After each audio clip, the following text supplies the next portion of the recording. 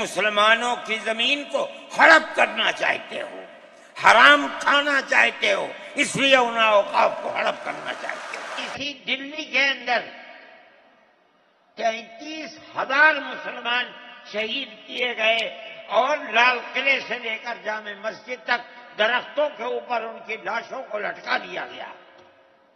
السلام علیکم ورحمۃ اللہ وبرکاتہ۔ دہلی کے اندرا گاندھی اسٹیڈیم میں ایک اجلاس منعقد ہوا۔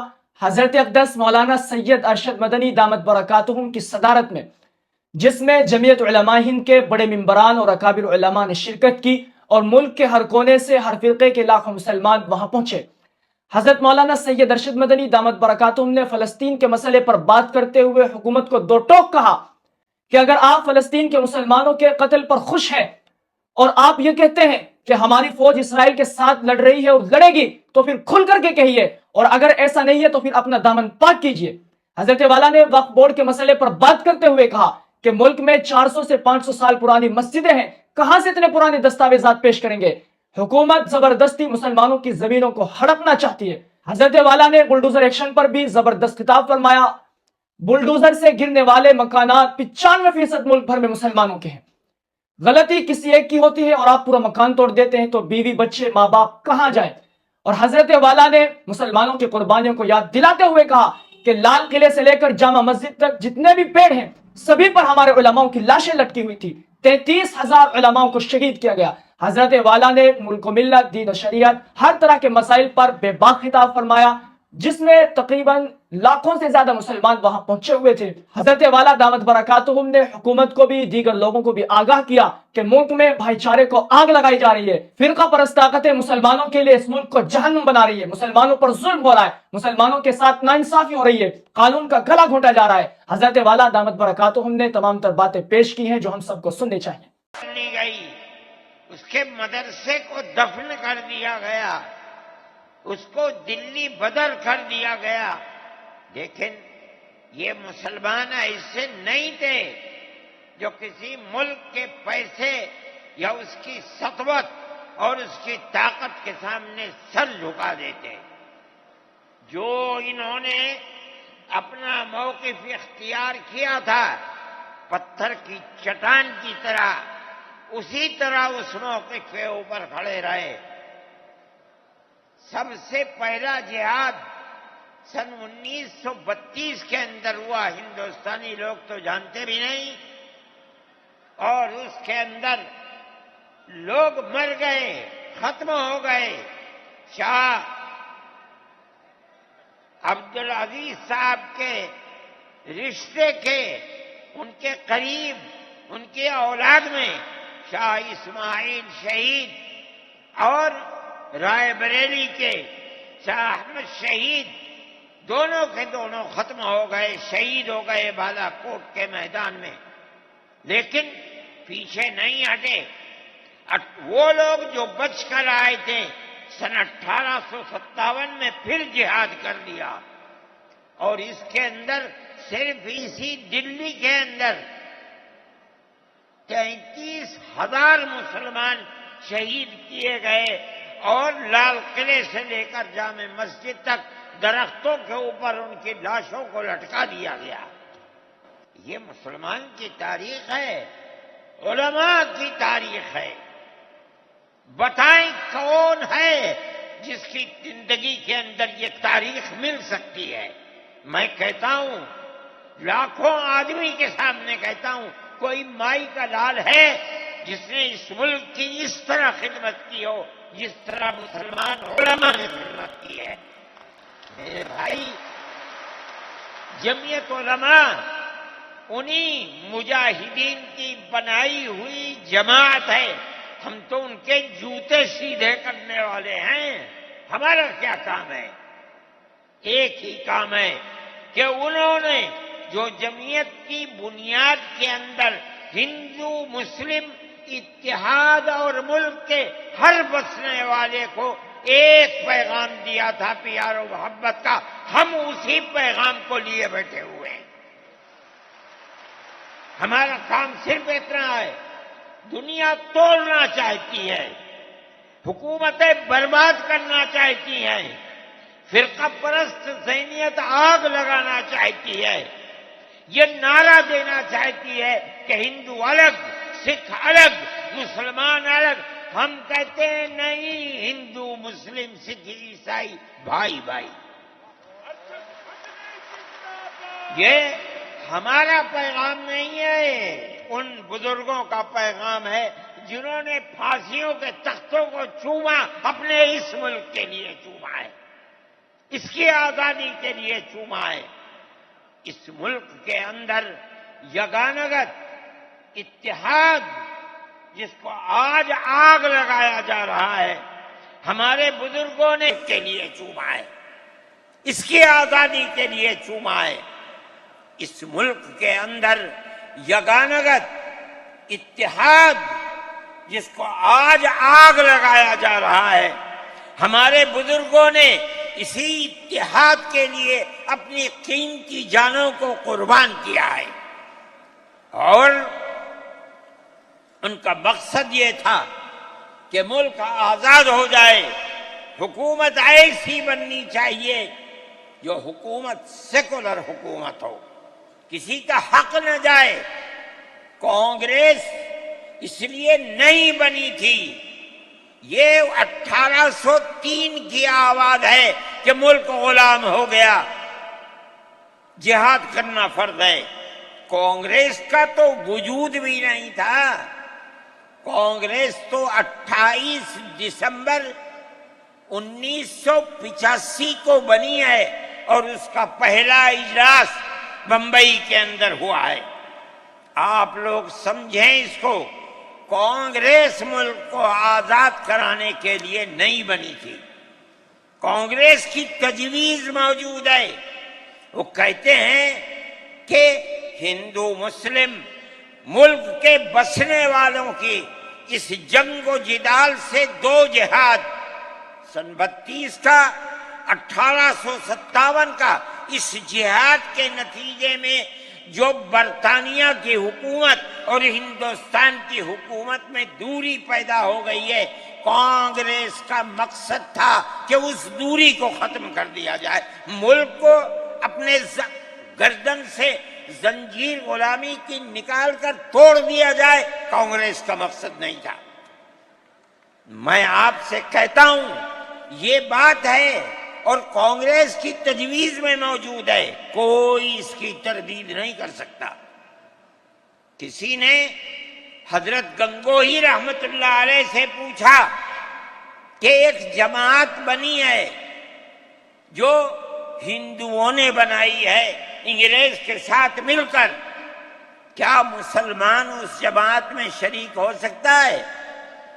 حضرت نے فتویٰ دیا اور یہ کہا کہ جس طرح اپنے کاروبار میں ہندو مسلمان شریک ہو سکتا ہے، اسی طرح اس پارٹی کے اندر بھی ہندو مسلمان شریک ہو سکتا ہے، بشرطے کہ دین کو کوئی نقصان نہ پہنچے۔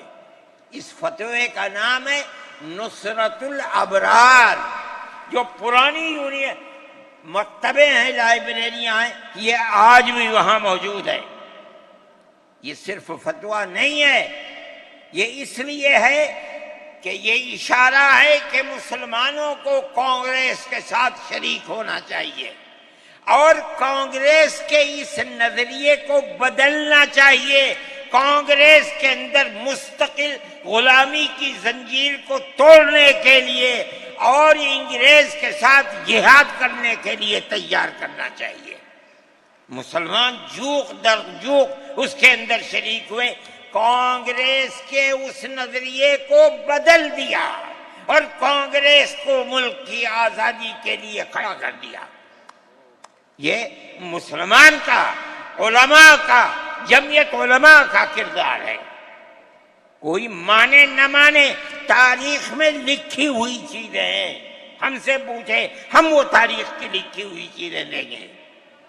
ہماری تاریخ کو مٹا دیا گیا، وہ طبقہ جو آج ملک کے اندر اسلام اور مسلمانوں کو دفن کرنا چاہتا ہے، وہ ہماری تاریخ کو دفن کرنے کے اندر کامیاب ہو گیا۔ مگر ہم کہتے ہیں یہ ہماری تاریخ ہے۔ میرے بھائی، ملک اسی طرح چلتا رہا. جیسے جیسے آزادی قریب آتی رہی، جمعیت علماء ہند وہ تنہا ایک جماعت تھی جو برابر موتی لال نہرو، جواہر لال نہرو، گاندھی جی سے یہ بات کہتی رہی کہ ہمیں ضمانت دو. ہم 143 سال ہیں ہماری زندگی، جہاد کی زندگی، ہمیں یہ ضمانت دو کہ ملک آزاد ہوگا تو اس کا کردار سیکولر کردار ہوگا، دستور سیکولر دستور ہوگا، جس کے اندر ہندو، مسلمان، سکھ، پارسی، عیسائی ہر ایک کو اپنے مذہب کے ساتھ جینے کا حق ہوگا، اور حکومت کا کوئی مذہب نہیں ہوگا. ہمارے پاس تجویزیں موجود ہیں. برابر ہمیں مفتی کفایت اللہ صاحب جو جمعیت علماء کے اس وقت صدر تھے، نام لے کر ان کے پاس موتی لال نہرو، گاندھی جی، یہ لوگ اپنی ورکنگ کمیٹیوں کی تجاویز بھیجتے ہیں. مفتی صاحب کرم فرما، مفتی صاحب یہ ہے کہ ہمارا ملک جب آزاد ہوگا ہم گارنٹی دیتے ہیں کہ ملک سیکولر ملک ہوگا. اس کا کیا مطلب ہے؟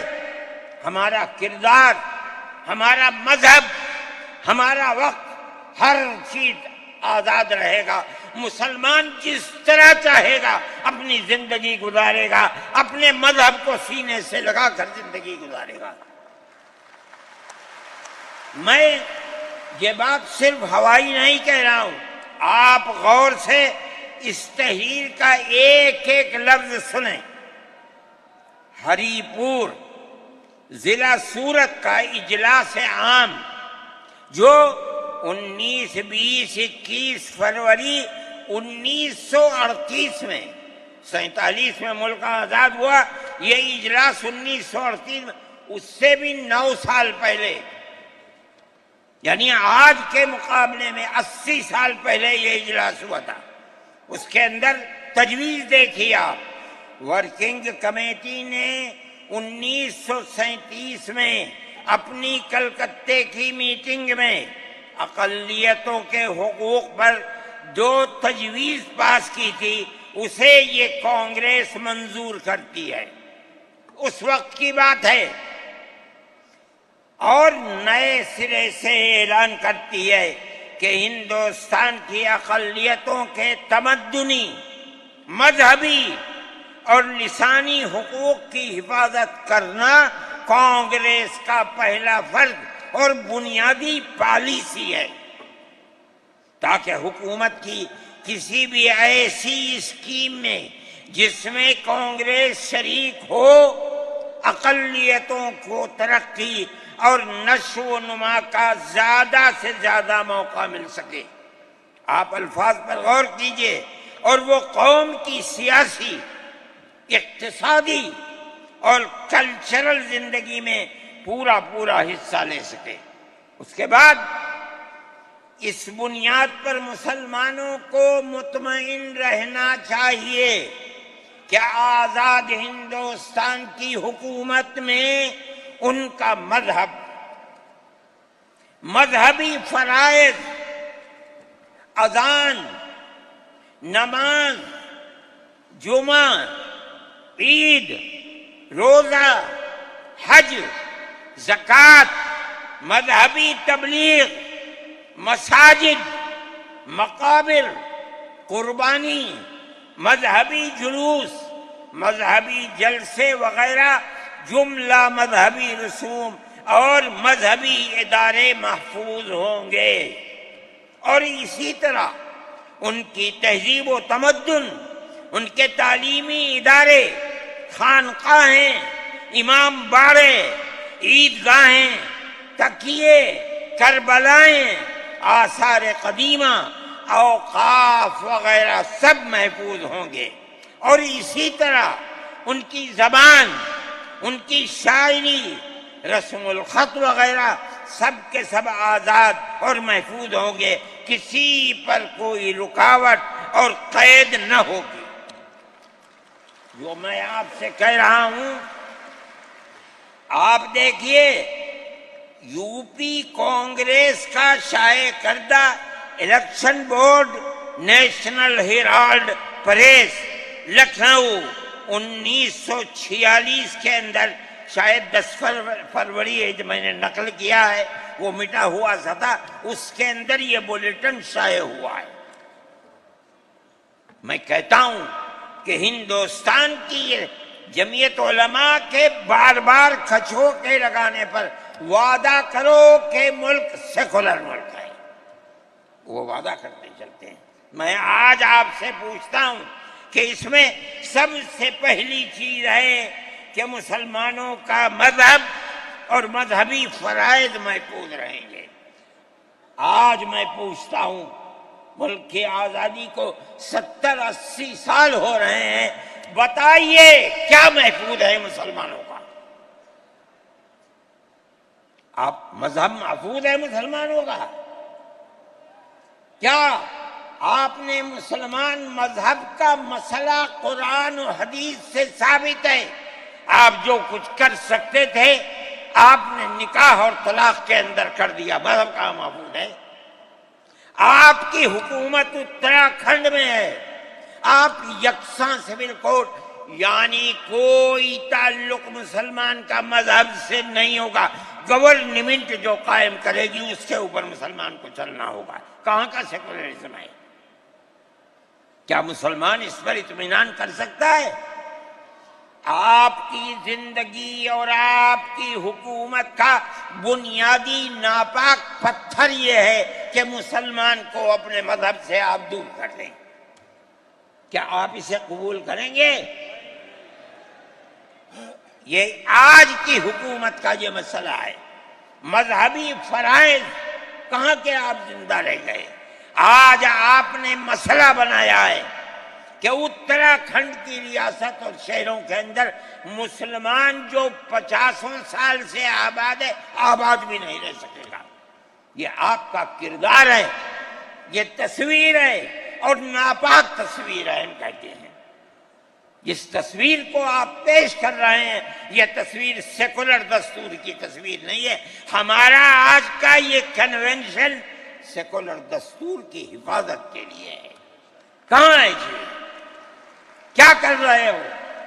اس ملک کو، ملک میں رہنے والوں کے لیے جہنم بنا رہے ہو۔ جمعیت علماء اس کو قبول نہیں کرتی۔ ہم تو کہہ رہے ہیں اس بات کو، کسی کی زبان اٹھتی ہو یا نہ اٹھتی ہو، لیکن ہم کہتے ہیں کہ جو ہو رہا ہے وہ ملک کو آگ لگانے کے لیے، دستور کو آگ لگانے کے لیے ہو رہا ہے۔ جمعیت علماء اسے قبول نہیں کرے گی۔ اگر جمعیت علماء نے اس بدترین حکومت جو یہ کہتی تھی کہ ہماری حکومت میں سورج نہیں ڈوبتا، جمعیت علماء نے کبھی اس کے سامنے سر نہیں جھکایا، اس کے بعد ہم کس کے سامنے سر جھکائیں گے؟ ہمارا سر صرف ایک اللہ کے سامنے جھکتا ہے اور کسی کے سامنے نہیں جھکتا۔ میرے بھائی، آپ ایک اس کو لیتے ہیں، میں کہتا ہوں اے کر بیٹھا، آپ کیا کہتے ہیں؟ اس کے اندر جہاں ہے وہاں اسی طریقے سے اوقاف وغیرہ سب محفوظ ہوں گے۔ اوقاف محفوظ ہیں، یہ آپ کے سامنے حضرت مولانا بیٹھے ہوئے ہیں، تقریر کی ہے۔ اوقاف کو ہڑپنا چاہتے ہیں۔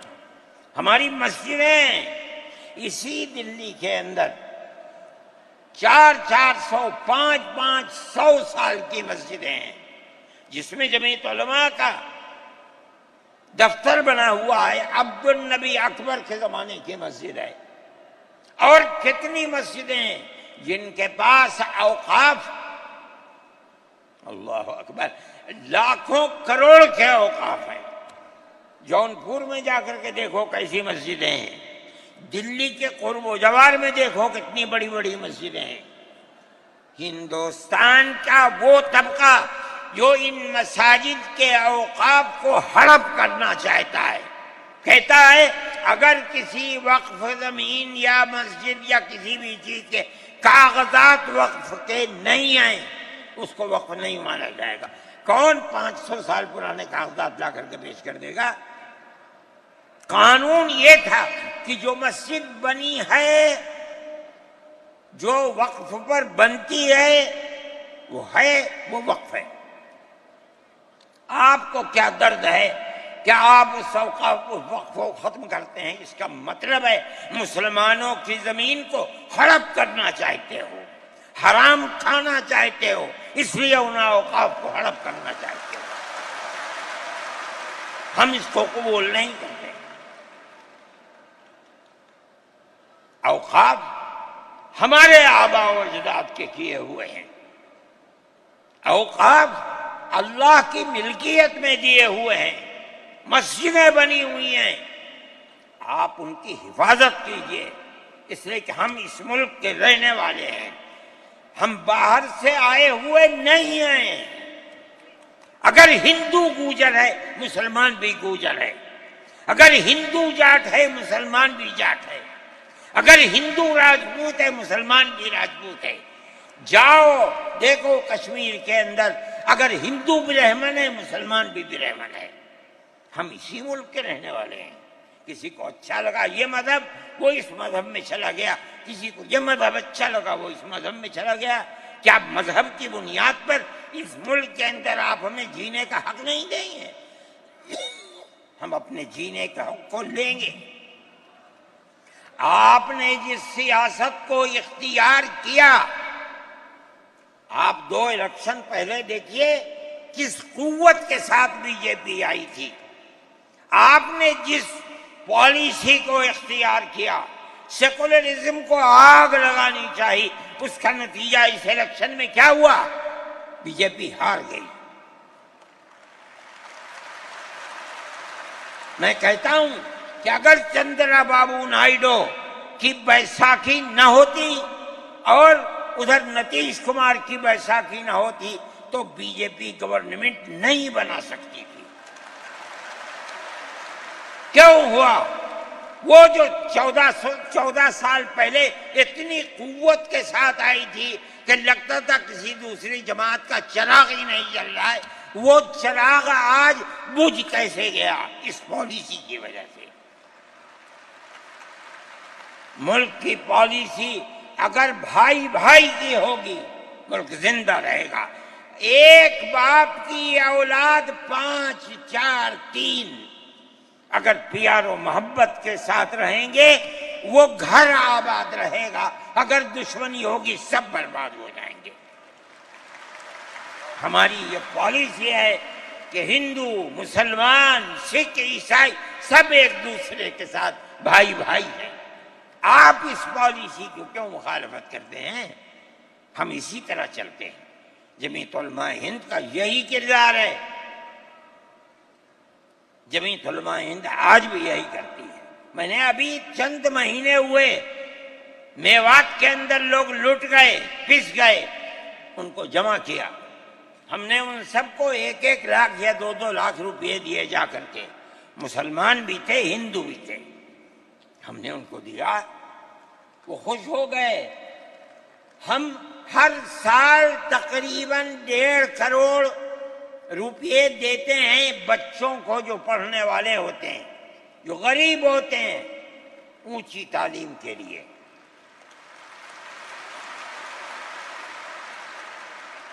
اس کے اندر مسلمان بچے بھی ہوتے ہیں، ہندو بچے بھی ہوتے ہیں۔